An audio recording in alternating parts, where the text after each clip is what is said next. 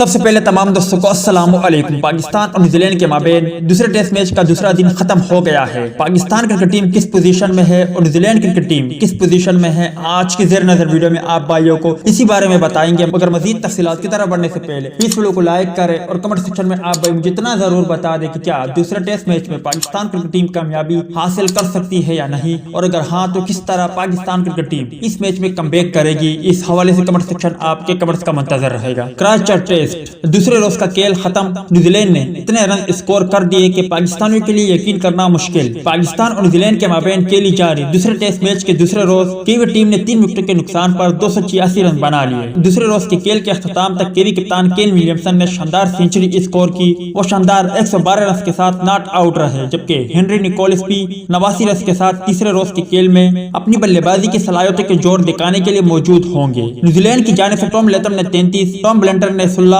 اور روس ٹیلر 12 رن بنا کر آؤٹ ہوئے۔ میچ کے پہلے روز پاکستان ٹیم نے پہلے بیٹنگ کرتے ہوئے 297 رن بنائے تھے اور اس کے تمام کھلاڑی آؤٹ ہو گئے تھے۔ گرین شرٹ کی جانب سے اظہر علی نے 93، قائم مقام کپتان محمد رضوان نے 61 اور فہیم اشرف نے 48 رن اسکور کیے تھے۔ دوسرے دن کی خاص بات، پاکستان کرکٹ ٹیم نے اتنے لاتعداد کیچز چھوڑے، یقیناً اگر پاکستان کرکٹ ٹیم وہ کیچز پکڑتے تو میچ کا نتیجہ کچھ اور ہوتا اور پاکستان کرکٹ ٹیم پھر اس میچ میں بہترین پوزیشن میں ہو سکتی تھی۔ تاہم اب اس ٹیسٹ میچ کو بچانا پاکستان کے لیے مشکل ہو گیا ہے۔ امید ہے دوستوں کہ آج کی ویڈیو بھی آپ کو پسند آئی ہوگی۔ ٹیک کیئر، بائے بائے، اللہ حافظ۔